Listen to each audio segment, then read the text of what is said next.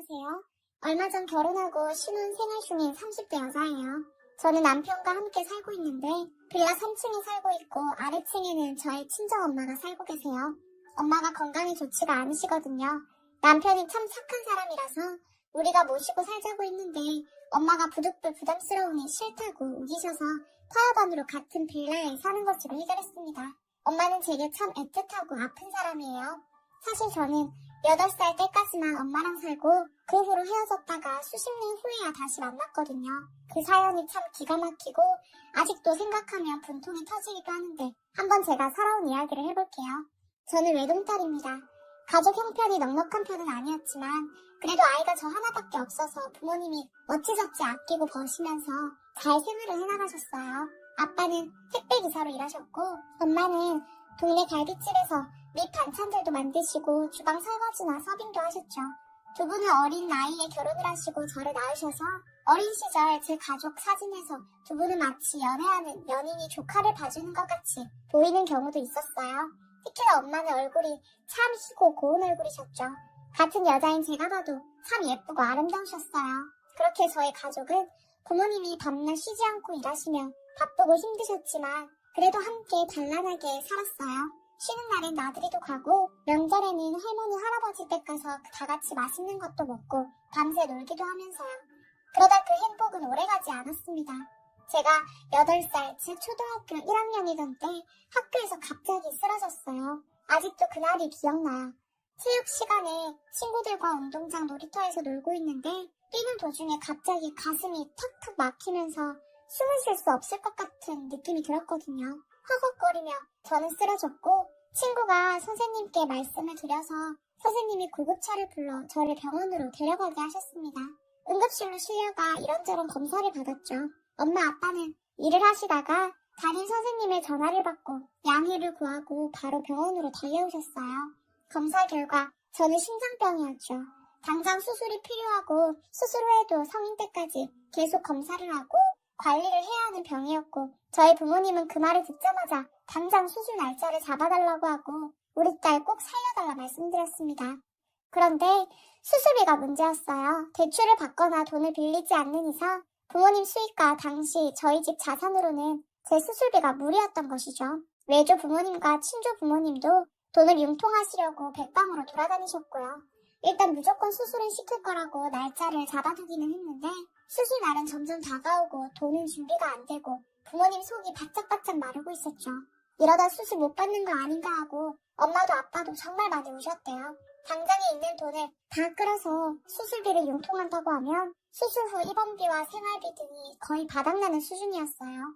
제 약값과 앞으로의 치료비도 비용이 더 들 것이었고요. 아빠가 결국 대출을 알아봐야 하나 고민하고 있을 때 엄마가 돈을 마련해왔어요. 수술 날 며칠 전에 그것도 수술비만이 아니라 앞으로의 입원비, 약값이나 병원비 모두를 댈 수 있을 만큼 넉넉한 돈이 든 통장을 가져오셨죠.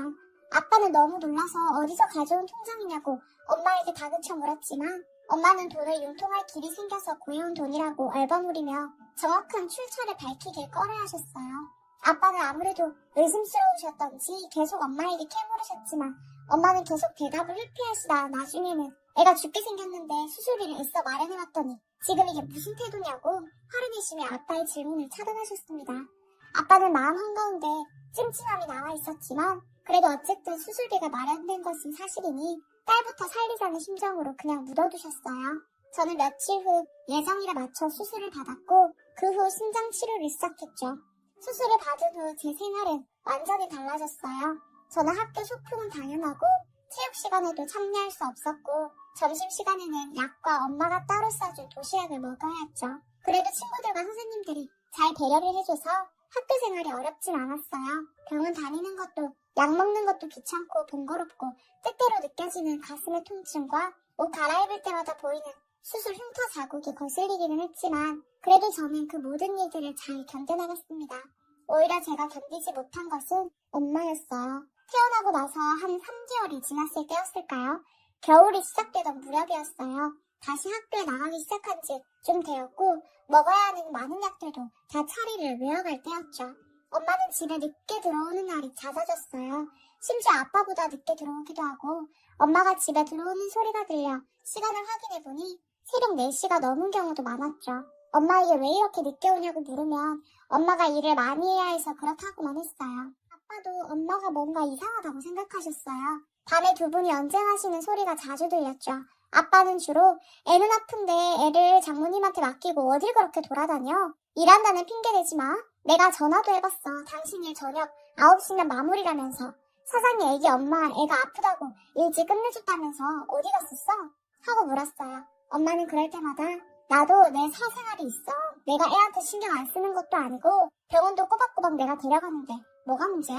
하시며 아빠에게 맞서셨어요. 사실 엄마는 고운 외모에다 언제나 온순하고 할 말은 하시지만 늘 조용조용 하셨는데 화내는 엄마 모습은 처음이어서 놀랐던 기억이 나요. 아무튼 저는 아빠가 엄마에게 어떤 의심을 하시던 그냥 엄마가 조금이라도 일찍 퇴근해서 저와 더 많은 시간을 보내주시기를 바랄 뿐 그 이상으로 바라는 건 없었어요. 그러던 어느 날이었어요. 학교에 다녀와 보니 웬일로 아빠가 집에 계셨어요. 분명히 일하고 계셔야 할 시간이었는데 말이죠. 아빠 얼굴이 누가 봐도 화가 많이 나신 얼굴로 빨갛게 달아올라 있었어요. 심지어 제가 집에 들어온 것도 모르셨죠. 저는 아빠 얼굴이 무서워 말도 못 걸고 조용히 방으로 들어가려 하는데 안방에서 엄마가 나오셨어요. 엄마는 한 손에 큰 여행 가방을 들고 두꺼운 코트를 입고 계셨죠. 처음 보는 코트였는데 어린 제가 보기에도 비싸 보이는 코트였어요. 우리 집 형편으로는 절대 살 수 없는 그런 코트야. 엄마가 부잣집 아가씨처럼 보이기까지 했어요. 저는 그런 엄마가 낯설어서 말도 못 걸고 그냥 서 있는데 엄마가 나오다가 저와 눈이 마주쳤고 제게 다가왔습니다. 엄마는 저를 꼭 안아주시면서 제 귓가에 속삭이셨어요. 이제 엄마 없이 아빠랑 둘이서 살아야 해. 병원은 친할머니랑 같이 가면 되고 약 먹는 거 절대 잊어버리면 안 돼. 학교에서도 막 뛰어놀면 안 되고 지금처럼 잘하면 돼. 지금까지 우리 딸 너무 잘했으니까 지금처럼 하면 돼.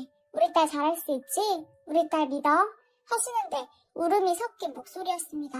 저는 아빠와 둘이 살아야 한다는 말에 너무 충격을 받아서 엄마를 안고 왜 엄마? 엄마 어디가? 왜 나랑 같이 안 살아? 나 엄마랑 살 거야 하고 울기 시작했어요. 저 엄마를 보시던 아빠는 저를 엄마에게서 강제로 떼어놓으시며 엄마에게 소리 지르셨죠.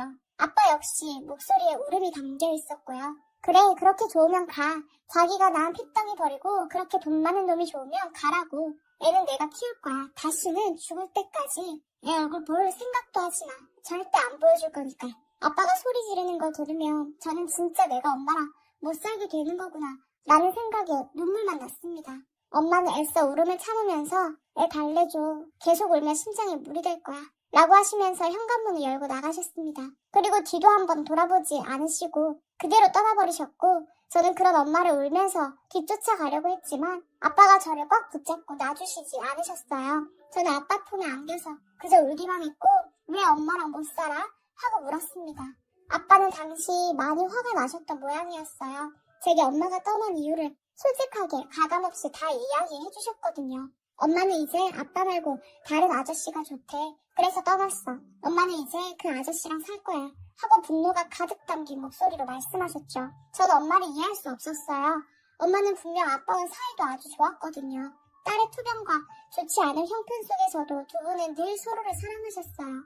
그래서 아빠가 그렇게 화가 많이 나셨던 건지도 모르겠어요. 엄마에게서 평소에는 전혀 이상한 기운을 못 느끼셨을 테니까요.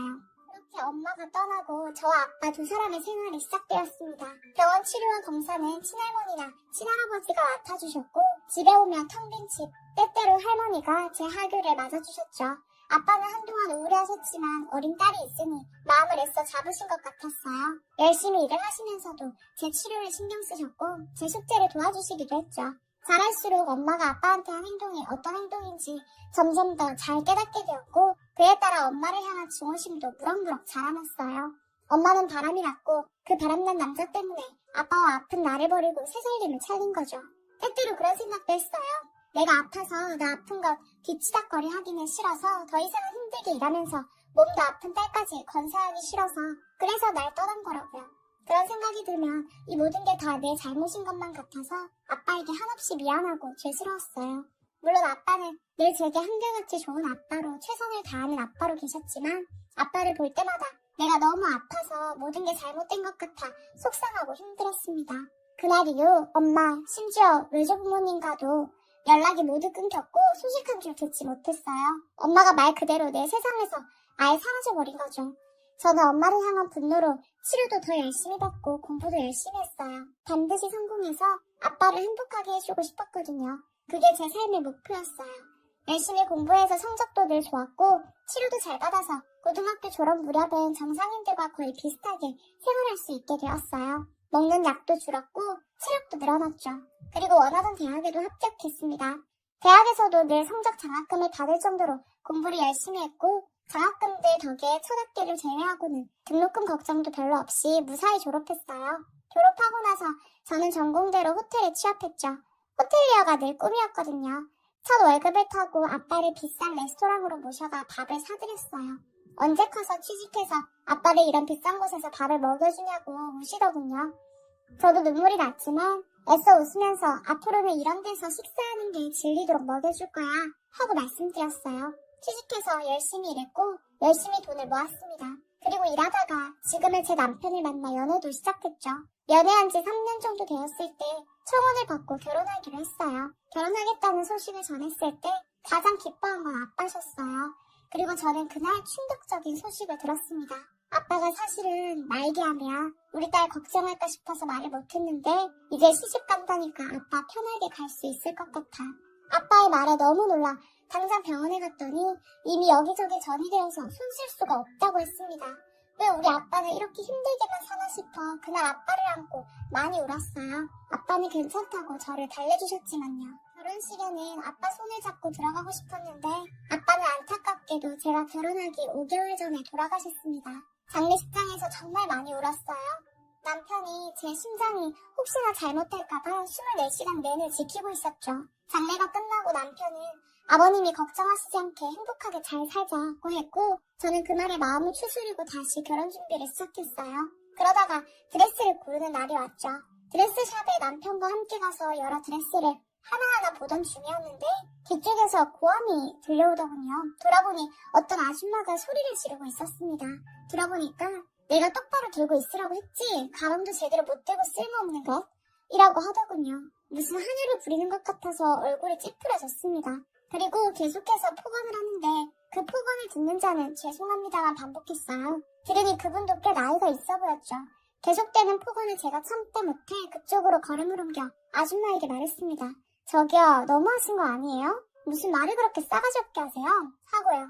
아니 새파란 게 어디 어른한테 대들어? 신경 끄고 꺼져 하길래 그쪽 집안 문제는 관심 없어요.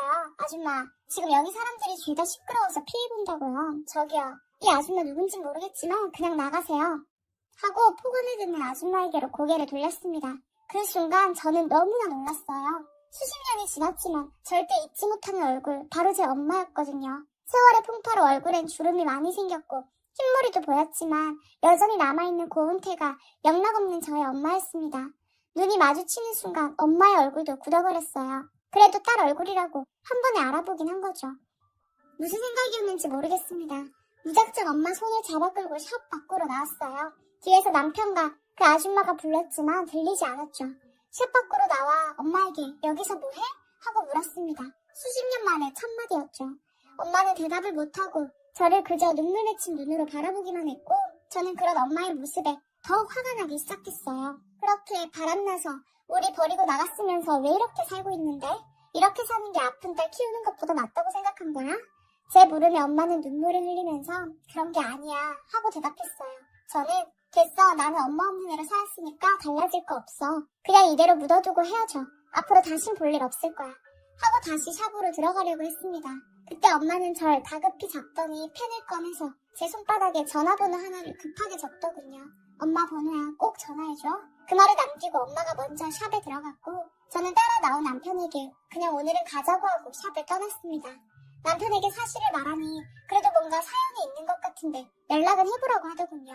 몇 날 며칠을 고민하다가 전화를 걸었고 엄마는 어디로 와줄 수 있냐고 주소를 불러주었어요. 사실 만나기로 하고도 이게 맞는 건가 수없이 고민했죠. 그래도 결국 약속 장소에 나갔습니다. 엄마는 절 보자마자 우시면서 미안해 만 반복했어요. 저는 애써 냉정하게 뭐가 미안한지 확실히 이야기해 하고 말했고 엄마는 한참을 우시다가 이미 수술을 쉬고 이야기를 시작하셨어요. 그 이야기라는 게 너무나 놀라운 이야기였습니다. 엄마가 왜 떠났는지에 대한 이야기였거든요. 제 수술비를 구하지 못해 한참 급할 때 엄마 일하시던 식당에 자주 오시던 무속인이 한 분 있었대요. 그분이 엄마에게 꼭 만나야 할 사람이 있다고 했고 엄마는 따라가셨죠. 따라가신 자리에는 웬 부잣집 사모님 한 분이 계셨고 그분을 다짜고짜 엄마에게 아가씨 결혼 안 했죠? 하고 물었어요. 엄마는 결혼해서 애까지 있다고 했고 그분은 지금 남편과 갈라서고 자기 아들과 결혼해달라고 말했습니다. 엄마는 너무 놀라셔서 무슨 소리 하시는 거냐고 했지만 그분이 말씀하시길 저 점쟁이가 그쪽이랑 우리 아들 궁합이 딱 맞아서 그쪽이랑 우리 아들이랑 결혼해야 우리 아들 앞길이 탄탄대로라네. 말도 안 되는 소리를 하신 거죠. 엄마는 단칼에 거절하셨지만 그분은 우리 집 사정을 아시고 엄마를 압박하셨어요. 자기가 수술비와 병원비 다 지원할 테니 남편에게 바람난 것처럼 거짓말하고 오라고요. 엄마는 너무 괴로운 고민을 하셨어요. 딸의 목숨을 살리는 대신 딸을 떠나야 한다는 게 너무 화가 나고 슬프셨대요. 자기가 능력이 없어서 이런 일이 생겼다고요. 그러나 결국 엄마는 절 살리는 길을 택하셨고 애가 일상생활에 다시 적응할 때까지 같이 살게 해달라는 조건으로 돈을 받고 제안을 승낙했어요. 그리고 제가 태어나고 다시 학교에 다니며 생활하게 되자 그렇게 그 계약을 이행하러 나가신 거고요. 충격적인 엄마의 말에 저는 다리가 풀려버려 주저앉았습니다. 뒤이어 이어지는 말은 더 가관이었어요. 엄마가 결혼하고 5년도 안 되어 새 남편이 교통사고로 갑자기 죽었고 엄마는 남편 잡아먹은 년이란 소리 들으면서 지금껏 그 집 하녀로 살아온 것이죠. 그때 샵에서는 시어머니 조카 결혼식 드레스를 보러 간 것이었고요. 저는 모든 게 다 제 탓인 것만 같아 엉엉 울며 엄마에게 미안하다고 했습니다. 엄마는 제게 울지 마. 울면 위험해. 엄마는 괜찮아. 우리 딸 잘 커서 이제 결혼한다니 엄마 너무 행복해. 하시며 달래주셨어요. 저는 그렇게 한참을 울다가 엄마에게 말했죠. 엄마 이제 그 집에서 나와서 이혼하겠다고 해. 남편이랑 사람도 죽었는데 거기 더 있을 이유 없잖아. 그 멍청한 무당년한테 다들 홀려서 우리 엄마를 이렇게 고생시키다니. 저는 다음날 일이고 결혼 준비고 모두 미루고 바로 엄마 집으로 쳐들어갔어요. 그리고 간단하게 저는 우리 엄마 딸이고 이제 이 집이랑 인연 없는 사람으로 살 거라고 말했어요. 그 아줌마 아주 난리더라고요. 우리 아들 잘 되라고 데려왔더니 아들 죽여놓고 어딜 도망가냐고요. 저는 아줌마가 능력 없는 부당년 만나서 홀린 게 우리 잘못이에요? 여기서 조용히 처리 안 하면 협박죄고 명예훼손죄고 다 넣어서 고소할 건데 맘대로 해보시든지요. 하고 말했습니다. 결국 엄마는 이혼 서류에 도장 찍었고 엄마를 제 집으로 데려왔어요. 아빠 낙골당해도 모셔갔는데 그냥 하염없이 울기만 하시더라고요. 아빠 대신 엄마가 내 결혼식에서 있어줄 거야. 이젠 우리 엄마 한 번만 용서해줘. 하고 말했습니다. 그렇게 저는 결혼날까지 엄마와 살다가 식을 올리고 다른 빌라로 나란히 들어가 엄마와 가까이 살게 되었어요.